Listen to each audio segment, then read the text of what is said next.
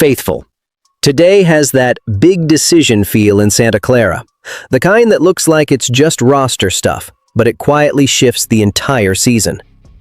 There's a name tied to a full-on fracture that could clear space fast.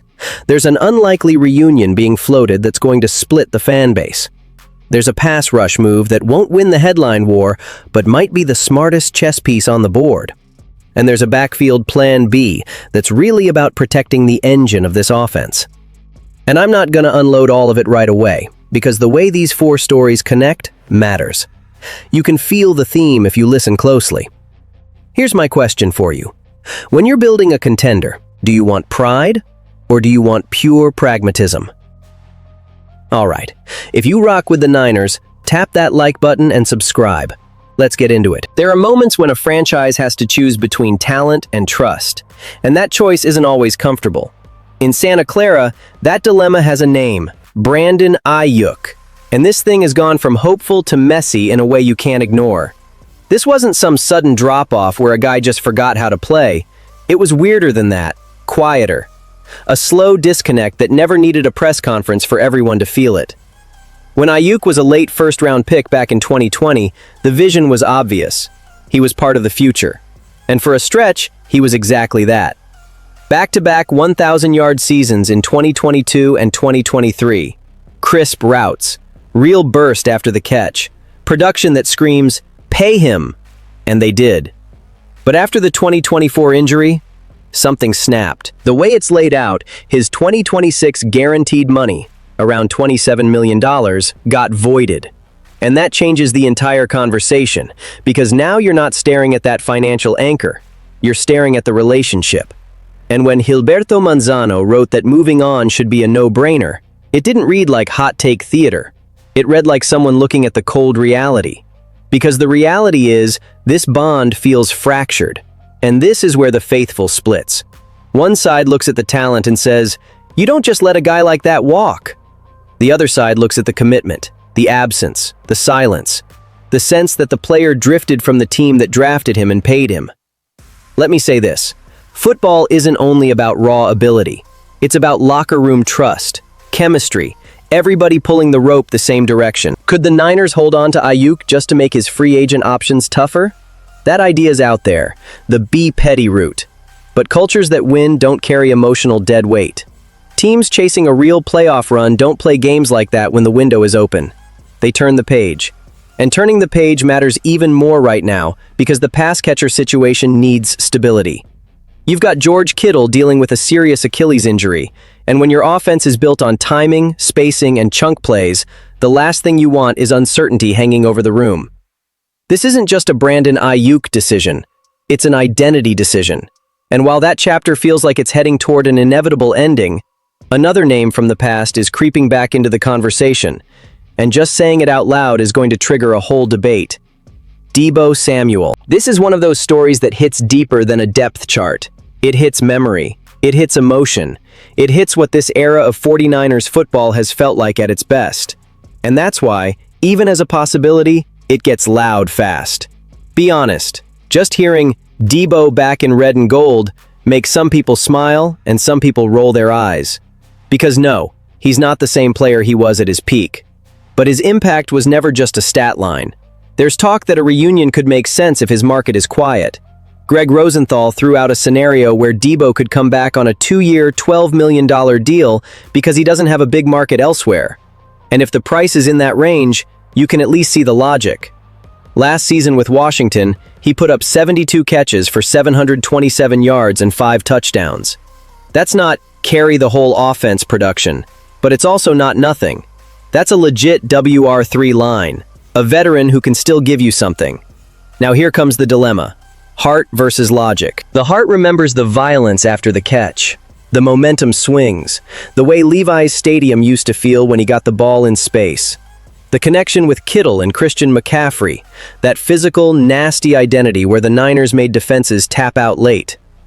But the logic asks the uncomfortable question, is that version still in there? Some fans will say bringing him back is chasing nostalgia instead of building forward. Others will argue the exact opposite, that at the right price, you're buying depth, toughness, and a veteran presence who understands this locker room. And there's tension baked into it too. If one team views him as more than a WR3, he's gone. All it takes is one Shanahan-style offense around the league deciding they can squeeze more out of him. If that market never materializes, though, you could see Debo, along with other older receivers, lingering longer than people expect. And then suddenly, it becomes a real option in Santa Clara. It wouldn't be the old Debo. It would be a different version. More limited, more experienced. Maybe exactly what you want as a complementary piece. And while the fan base is arguing about a reunion, the front office has another area where a quiet move might matter even more: the pass rush. Not every move that changes a defense comes with fireworks. Sometimes the difference shows up on 3rd and long when the pocket collapses just a half-second faster. And that's why A.J. Epinesa is an interesting name to watch. While a lot of off-season chatter has centered on the Bosa brothers' idea, Epinesa is the more practical route. A rotational edge who fits what the Niners actually need. Yeah, the raw sack total last season looks underwhelming, 2.5. But context matters. Buffalo added Joey Bosa into the mix, and Epinesa's snap count dropped. Here's the thing. His efficiency went up anyway. His pass rush win rate climbed from 10% to 12.4%. That screams, this wasn't decline, it was volume. And Epinesa brings something else the Niners value: run defense and versatility. He's built to set an edge. He's got the frame to reduce inside in certain packages. He's the kind of movable piece a creative front can use without needing him to be a full-time star. Think about what the Niners hoped they were getting with Yetur Gross-Matos: size, balance, reliable rotation opposite Nick Bosa, before injuries blew that plan up. Replacing that concept with someone durable and efficient is just smart roster building. Financially, it's attractive too. The projection floating around is roughly 2 years, $12.8 million, about $6.4 million per year. For a player entering his prime with a solid floor as a run defender and rotational rusher, that's value. San Francisco doesn't need another headline. They need consistency, depth, and physicality. If you're trying to keep the defense sharp through a full season and into January, that's how you do it. And speaking of January, there's one more decision that's even more delicate, because it's about protecting the most important piece of the offense. Christian McCaffrey gave the Niners more than most people expected last season. After an injury-plagued 2024, the doubts were real. And he answered all of it with 2,126 scrimmage yards, 17 touchdowns, and Comeback Player of the Year. But there's a number that should make everyone pause. He played 83% of the offensive snaps. That's not just high. That's a danger zone, especially for a running back entering his 10th season. You don't want your engine redlining in September if you're trying to make a playoff run. With Brian Robinson Jr. headed to free agency, the Niners have to reinforce the depth chart. They've got options: an in-house young back like Jordan James, another draft pick, or a veteran. And one veteran name being floated as a fit is Najee Harris. The idea from Mo Moton is simple. If you want a physical ball carrier who can handle real work and take hits off CMC, Najee makes sense, if the health checks out. Yes, he tore his Achilles in Week 3 last season with the Chargers. That's a serious injury. That's always going to raise questions. But before that shortened 2025, he had 4 straight 1,000-yard rushing seasons in Pittsburgh. Durable, consistent, volume-proof. And the projected price? About 1 year, $2.9 million. That's the kind of number that turns risk into a calculated swing. This isn't about replacing McCaffrey. Nobody's doing that. This is about protecting him, making sure he's still explosive when the red zone tightens up, when the games get colder, when the margins shrink. Some fans will want a rookie. Some will want to trust the young guys already in the building. But there's value in a veteran who's carried a workload before. Someone who can be that steady complement so CMC isn't forced to be everything every week. Because sometimes the biggest play isn't a 40-yard chunk run. Sometimes it's keeping your best player intact. Now put all 4 stories together and you start to see the message. This isn't nostalgia versus new.